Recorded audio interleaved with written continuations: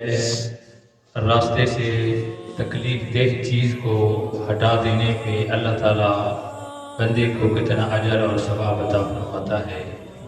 ان حدیث طیبہ کو سن کر آپ نے اندازہ لگانا ہے کہ جب راستے سے مسلمان کے لیے تکلیف دہ چیز کو ہٹانے پر اتنا اجر ہے تو تصویر کا دوسرا رخ دیکھنا ہے کہ مسلمانوں کے لیے راستے تنگ کرنا، لوگوں کے لیے گلیاں تنگ کرنا، لوگوں کے لیے راستے پہ تکلیف دہ چیز کو ڈال دینا، گھر کی گندگی کا ڈال دینا، پانی کھلا چھوڑ دینا یا اپنے گھر کا ساز و سامان باہر رکھ دینا، تو اس پر بندے کو پکڑ کتنی ہوگی۔ حضرت ابو ہریرہ رضی اللہ تعالیٰ عنہ حدیث طیبہ کے راوی ہیں۔ حدیث بخاری، مسلم، سنن ابو داؤد، سنن ابن ماجہ، نسائی اور جامع ترمذی کے اندر یعنی سیاستہ حدیث کی بڑی 6 کتب ہیں اور ان 6 بڑی کتب کے اندر یہ حدیث موجود ہے۔ میرے آقا علیہ السلام نے فرمایا کہ مسلمان کے ایمان کے 60 سے زیادہ 70 سے زیادہ شعبے ہیں۔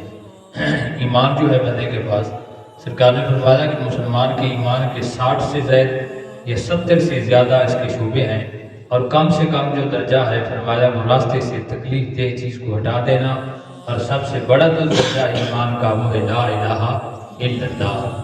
تو یہ ایمان ہے گویا، یعنی جس نے مسلمان کے راستے سے کسی تکلیف دہ چیز کو ہٹا دیا گویا اس کے اندر ایمان کی رتی پائی جاتی ہے۔ اور میرے کریم آقا علیہ السلام کی حدیث طیبہ ہے، اور یہ حدیث سنن ابن ماجہ اور صحیح مسلم کے اندر موجود ہے۔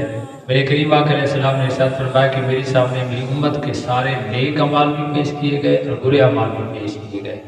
میرے آقا علیہ السلام نے ارشاد فرمایا کہ فوجدت فی محاسن اعمالها، تو میں نے اپنی امت کے جب نیک اعمال دیکھے تو نیک اعمال کے اندر کیا نظر آیا؟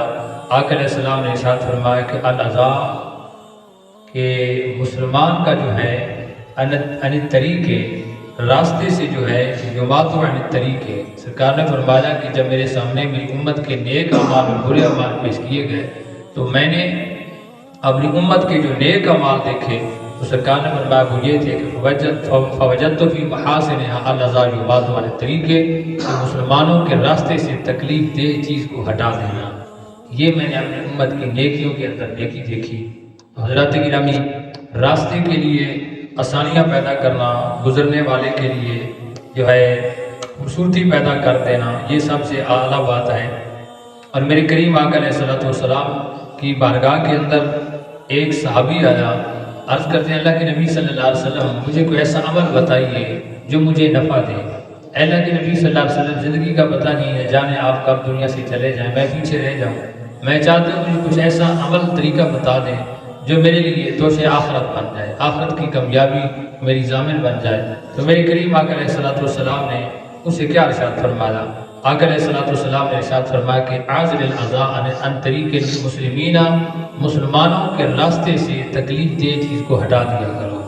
اگر تم نے اس کو پر یہ عمل اپنے لازم کر لیا تو پھر میرے رب اس کے بدلے میں تمہیں جنت عطا کر دے گا۔ حضور صلی اللہ علیہ وسلم کے صحابی نے نجات کے لیے جو سرکار سے سوال کیا تھا، آقا علیہ السلام نے اسے یہی تعلیم دیا۔ اور میرے کریم آقا علیہ السلام کی بہت ساری حدیث کا مجموعہ ہے، اور یہ حدیث بخاری اور مسلم کے اندر حضرت ابو ہریرہ رضی اللہ تعالیٰ عنہ سے روایت ہے۔ میرے کریم آقا علیہ السلام نے ارشاد فرمایا کہ ہر روز جب سورج طلوع ہوتا ہے تو ہر بندے کے اوپر جو ہے اس کے جسم کے جوڑ جو ہیں، ہر جوڑ کے بدلے ایک صدقہ کرنا واجب ہے۔ اب انسان کے جسم کے پورے جو جوڑ ہے پورے وجود کے اندر وہ 360 جوڑ بنتے ہیں۔ تو سرکار کے صحابہ میں سے کسی صحابی نے عرض کی اللہ کے نبی صلی اللہ علیہ وسلم اتنا صدقہ ہم کہاں سے دیں، ہم تو غریب ہیں، ہر بندہ تو تھوڑا ہی دے سکتا ہے۔ سرکار نے فرمایا تمہارے ہر روز جسم کے ہر جوڑ کے بدلے میں ایک صدقہ دیا کرو۔ تو اللہ کے نبی صلی اللہ علیہ وسلم یہ تو ناممکن ہے ہمارے لیے، ہم 360 ڈیلی صدقات کیسے کریں؟ تو میرے کریم آقا علیہ السلام نے ارشاد فرمایا کہ یہ تمہارے لیے آسانی میں پیدا کر دیتا ہوں۔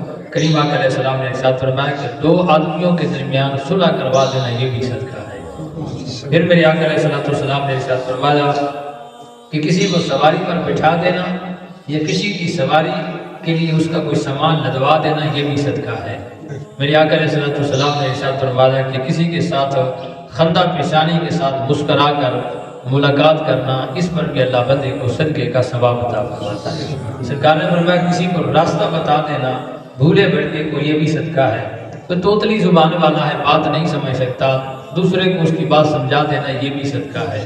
یعنی صدقے کی بہت ساری تفصیل میرے آقا علیہ السلام نے ساتھ فرمائی، حتیٰ کہ کسی کے پاس دودھ کے لیے جانور تھا، اس نے دوسرے کو دے دیا کہ چلو یار تیرے بچے ہیں، یہ میرے پاس گائے ہے، بکری ہے، بھینس ہے، تم پینے کے لیے لے لو۔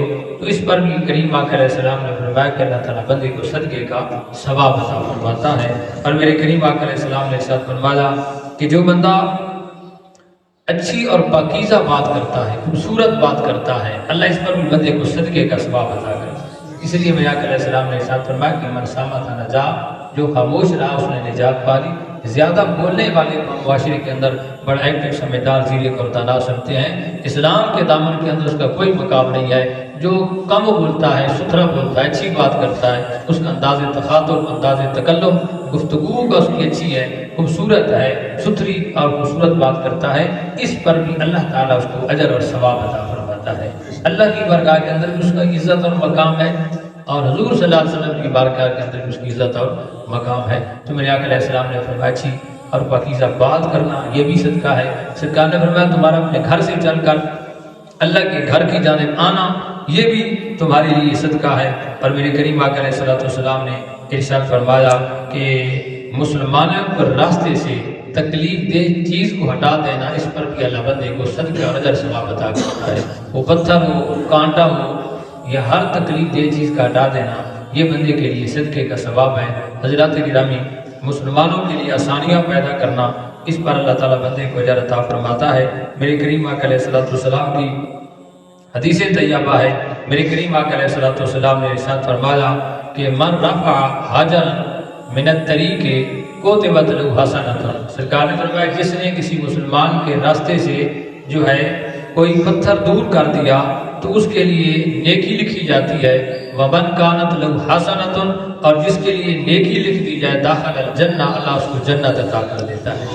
یعنی یہ والی نیکی، راستے تو اس نے کچھ پتھر کو دور کر دیا، کسی کو اس کے ساتھ اس کی گاڑی خراب نہ ہو جائے، ٹائر پنچر نہ ہو جائے، کوئی گرے نہیں، تو اس پر بھی اللہ تعالیٰ یہ نیکی اس کی لکھ دیتا ہے اور یہ نیکی اسے جنت میں لے جاتی ہے۔ میرے کریم آقا علیہ السلام نے ارشاد فرمایا کہ میرے صحابہ، ایک بندے کو فرمایا کہ وہ راستے پہ جا رہا تھا، راستے میں اس نے ایک کانٹے دار شاخ کو دیکھا، اس نے کہا یار اسے کسی کو تکلیف ہوگی، اس نے اٹھا کر اسے سائڈ پہ کر دیا، اللہ تعالیٰ نے اس کے لیے مغفرت کا سامان پیدا کر دیا۔ میرے آقا علیہ السلام کی مسلم کی حدیث ہے، شاید سرکار نے فرمایا کہ میں نے ایک بندے کو دیکھا کہ وہ جنت میں مزے لوٹ رہا تھا، جنت کے مزے لوٹ رہا تھا۔ صحابہ نے پوچھا اللہ کے نبی صلی اللہ علیہ وسلم کیا وجہ؟ فرمایا اس نے راستے سے ایک کانٹے دار شاہ کو سائڈ پہ کر دیا، اللہ نے اسے جنت عطا کر دی۔ اور ایک اور حدیث طیبہ اس حدیث سے ملتی جلتی ہے، میرے کریم آقا علیہ السلام نے ارشاد فرمایا کہ حضور صلی اللہ علیہ وسلم نے ارشاد فرمایا کہ ایک شخص کو سرکار نے فرمایا وہ کیسا تھا، تو آقا علیہ السلام نے ارشاد فرمایا کہ ایک درخت لوگوں کو تکلیف دیتا تھا، تو آقا علیہ السلام نے ارشاد فرمایا وہ راستے کے اندر تھا، اس نے درخت کو کاٹ دیا، سائڈ پہ کر دیا کہ یہ گزرنے والوں کو تکلیف دیتا ہے۔ تو آقا علیہ السلام نے ارشاد فرمایا کہ فَلَقَدْ رَأَيْتُهُ يَتَقَلَّبُ فِي ظِلِّهَا فِي الْجَنَّةِ۔ اللہ کے نبی نے فرمایا میں نے کیا دیکھا اس شخص کو کہ وہ جنت کے اندر اسی درخت کے نیچے بیٹھ کر وہ مزے لوٹ رہا ہے۔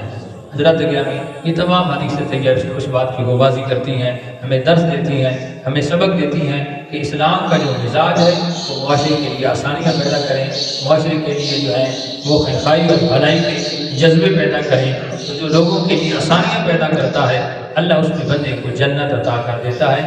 جنت صرف نماز پڑھ لینے سے نہیں ملتی، جنت صرف حج کر لینے سے نہیں ملتی، جنت جو ہے صرف دین کے ایک جزء کو پکڑ کر اور دوسرے کو چھوڑ دینا، یہ حقوق اللہ ہے، حقوق العباد بھی لازم ہے۔ اللہ کریم ہمیں دونوں حقوق ادا کرنے کی توفیق عطا فرمائے۔